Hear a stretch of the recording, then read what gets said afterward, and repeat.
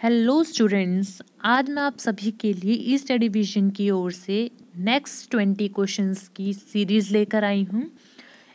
ये सारे ही क्वेश्चन जो है हमारे एग्ज़ाम के पॉइंट ऑफ व्यू से बहुत इंपॉर्टेंट हैं, तो मेरे साथ बने रहिए, लास्ट तक ये वीडियो देखिए, आपको सारे ही इंपॉर्टेंट क्वेश्चंस पता चलेंगे।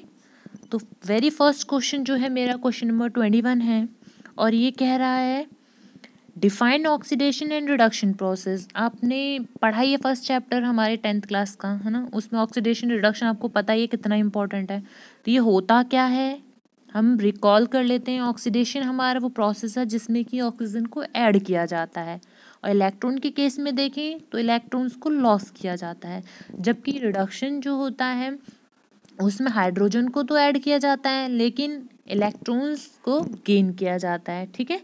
तो ये इम्पॉर्टेंट है हमारा ऑक्सीडेशन रिडक्शन। नेक्स्ट 22 क्वेश्चन कहता है on what basis is a chemical reaction balance. Chemical reaction किस बेस पे बैलेंस किया जाता है, तो ये मैं आपको पहले ही बता चुकी हूँ स्टार्टिंग के 20 क्वेश्चंस के अंदर कि law of conservation of mass के अकॉर्डिंग जो है बैलेंसिंग होती है केमिकल इक्वेशन की, ठीक है। नेक्स्ट क्वेश्चन नंबर 23 कहता है हमारा give an example of double displacement reaction. Double displacement reaction में क्या होता है, दोनों ही आयंस जो हैं आपस में रिप्लेस करते हैं। और सिंगल डिस्प्लेसमेंट रिएक्शन में क्या होता है, एक आयन जो है अदर आयन को जो लो रिएक्टिव है उसको डिस्प्लेस करता है, ओनली वन। बट डबल में दोनों ही आपस में करते हैं, ठीक है। तो हमने यहाँ पे एक एग्जाम्पल लिया है रिएक्शन का, बेरियम क्लोराइड का सल्फ्यूरिक एसिड के साथ H2SO4 के साथ। तो यहाँ पर जो बेरियम है उसने हमारे हाइड्रोजन को निकाल दिया हाइड्रोजन सल्फेट से और बेरियम सल्फेट बनाया है।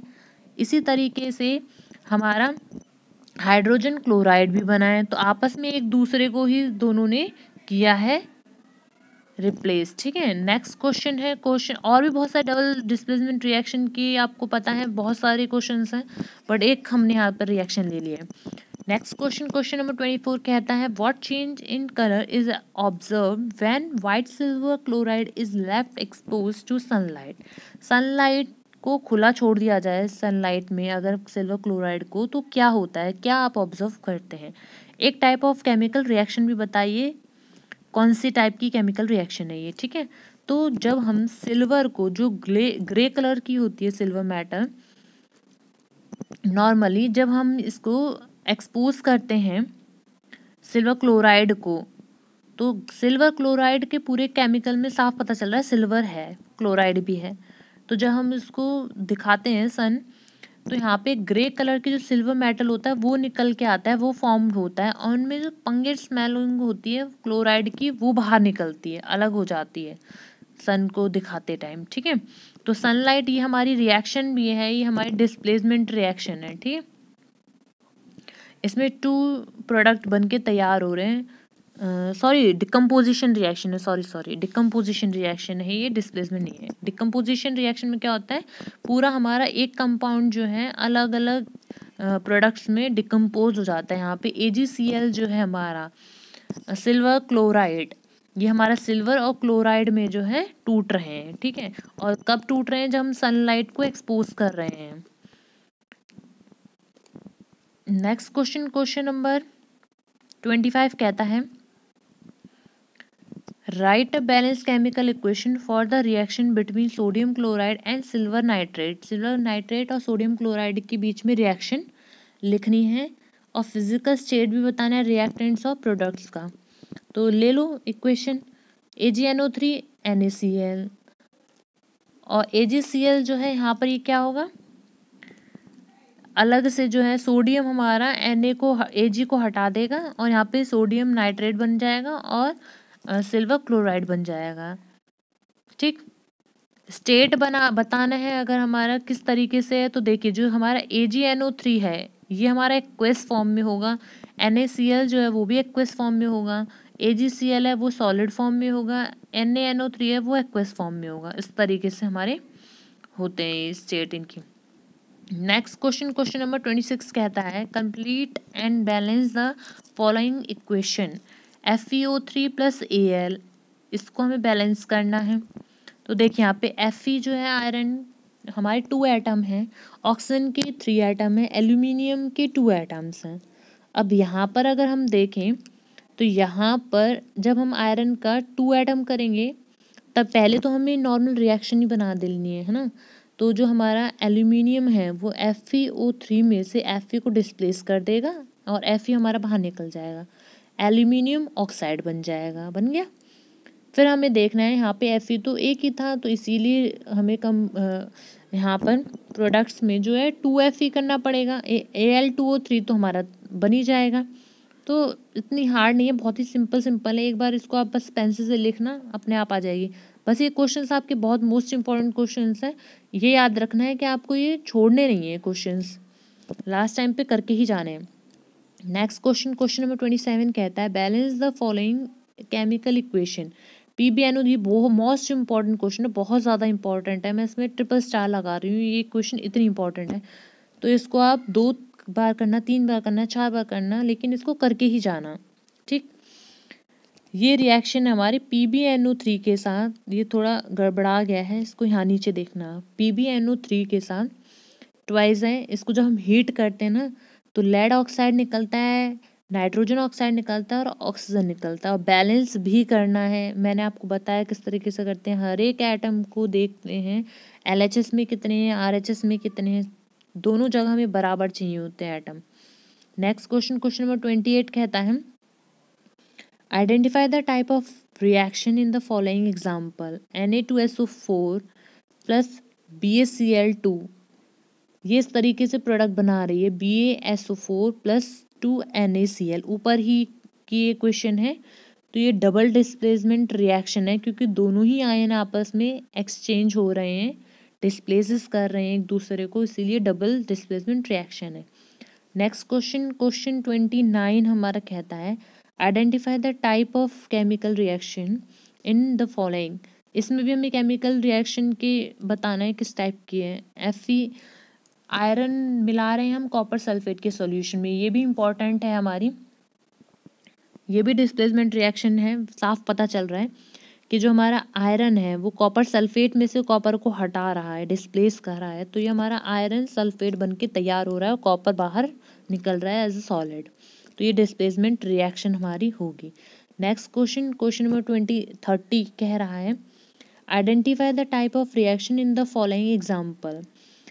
हाइड्रोजन में ऑक्सीजन मिला रहे हैं तो हमारा वाटर बन रहा है, ये किस टाइप की रिएक्शन है। तो देखिए 2 रिएक्टेंट आपस में मिल रहे हैं तो हमारा एक सिंगल प्रोडक्ट बनके तैयार हो रहा है।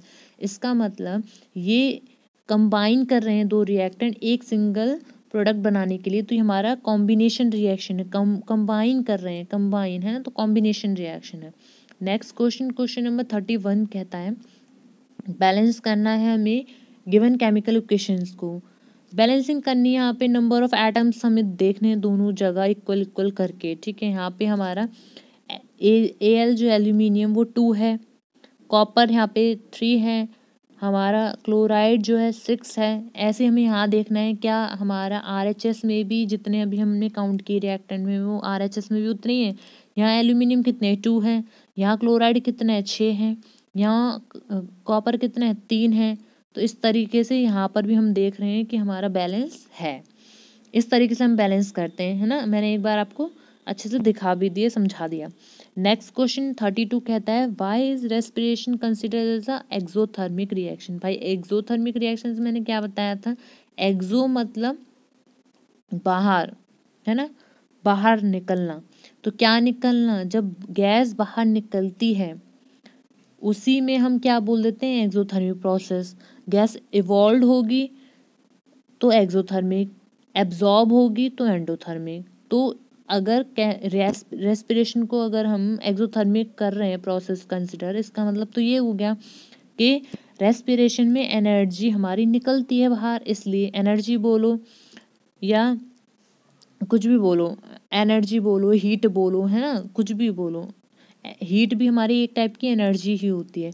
तो रेस्पिरेशन में हमारी क्या होती है, एनर्जी जो है बाहर की तरफ निकलती है, इसीलिए हम इसको एक्सोथर्मिक प्रोसेस कंसिडर करते हैं। नेक्स्ट क्वेश्चन 33 कह रहा है balance the given chemical equation FeSO4 Fe2O3, iron oxide sulphate SO3, ये इस तरीके से इसको बैलेंस करना। वही बैलेंसिंग मैं आपको बहुत ही अच्छे से बता चुकी हूँ।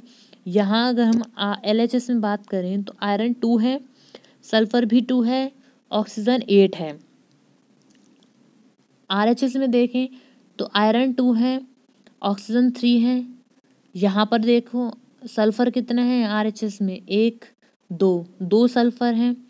और ऑक्सीजन कितने, यहाँ पे 3, यहाँ 2 5 और यहाँ 3 8 हो गए। और यहाँ कितने 8 LHS RHS में, तो LHS RHS बराबर हो गए।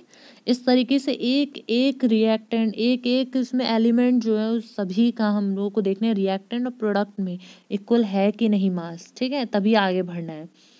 नेक्स्ट क्वेश्चन 34 कहता है बैलेंस करना है इसमें भी, और मैं आपको बहुत देर से यही सब चीज़ें बता रही हूँ बैलेंसिंग करना। इसका मतलब तो ये हो गया कि बैलेंस करने वाले क्वेश्चंस इंपॉर्टेंट है, आपके एक्सोथर्मिक एंडोथर्मिक क्वेश्चंस इंपॉर्टेंट है, ठीक, केमिकल रिएक्शन इंपॉर्टेंट है, types of chemical reaction important है। ये 4 चीज़ें आपको बहुत ही अच्छी तरीके से देख के जाने ही हैं एग्जाम में, ये चैप्टर आ रहा है तो आपका, ठीक है। आयरन को जब हम वाटर में मिलाते हैं तो क्या बन के तैयार होगा भाई, आयरन ऑक्साइड और हाइड्रोजन निकल के आएगा, ठीक है। अब इसको बैलेंस करना है तो हर एक एलिमेंट को हमें इक्वलाइज करना पड़ेगा, रिएक्टेंट में भी प्रोडक्ट में भी। तो आयरन यहाँ पर LHS में देखें तो 3 हैं, हाइड्रोजन देखें तो 8 हैं, ऑक्सीजन देखें तो 4 हैं। क्या RHS में भी ऐसे ही हैं, तो अभी आयरन देखा 3, ठीक है, ये सही है। ऑक्सीजन देखा यहाँ पर तो 4 है और यहाँ पर कितना था 4 था, तो दोनों बराबर हो गए, ठीक है। हाइड्रोजन कितना 8 है और LHS में भी कितना था 8 था, तो हाँ ये हमारी इस तरीके से सही है इक्वेशन, ठीक है, बैलेंस है। नेक्स्ट इक्वेशन हमारा कहता है on adding dilute hydrochloric acid to copper oxide powder the solution formed is blue green. जब हम हाइड्रोक्लोरिक एसिड डालते हैं कॉपर ऑक्साइड पाउडर में तो जो सॉल्यूशन होता है वो ब्लू ग्रीन कलर का आता है। तो प्रिडिक्ट द न्यू कंपाउंड, बताइए जो नया कंपाउंड बन के तैयार होगा which impart a blue green colour to the solution, वो क्या होगा जो ब्लू ग्रीन सॉल्यूशन देगा। तो नॉर्मल से कोई भी इस तरीके से क्वेश्चन आता है तो आपको क्या करना है, जो दिए हुए रिएक्टेंट तुरंत पकड़ के उनको एक साथ रख दो, प्लस कर दो, दोनों को मिला दो। कॉपर ऑक्साइड में हाइड्रोक्लोरिक एसिड डाला, ठीक है, तो क्या बनेगा, कॉपर जो है वो हाइड्रोजन को अपनी जगह से रिप्लेस कर देगा, तो कॉपर क्लोराइड बन जाएगा और साथ में वाटर निकल के बाहर आ जाएगा। तो यहाँ पर मेन प्रोडक्ट हमारा क्या है, कॉपर क्लोराइड है, तो कॉपर क्लोराइड ही तो हमारा सॉल्यूशन होगा जो ब्लू ग्रीन कलर देगा सॉल्यूशन को, है ना, जाहिर सी बात है। नेक्स्ट क्वेश्चन, क्वेश्चन नंबर, देखिए आपके यहाँ पे क्वेश्चन अंत हो चुके हैं, ये तो अच्छी बात है। चलो अब हमारे 1 क्वेश्चन जो 1 मार्क्स कैरी करते हैं वो क्वेश्चन कंप्लीट हो चुके हैं।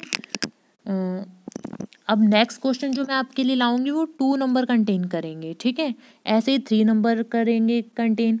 तो इस तरीके से क्वेश्चंस मैं आपको सीरीज लाती रहूँगी, आपके एग्ज़ाम तक आपकी अच्छे से प्रिपरेशन हो जाएगी।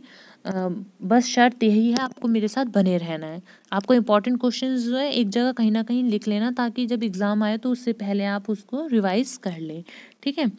यहाँ तक अगर आप मेरे साथ बने रहे हैं और एंड तक क्वेश्चन देखे हैं तो आपको बहुत बड़ा बिग थैंक यू बोलती हूँ मैं। मोटिवेशन है ये एक तरीके का, और आपके लाइक सब्सक्राइब और शेयर जो है और मोटिवेट करेंगे। तो thank you for watching this video.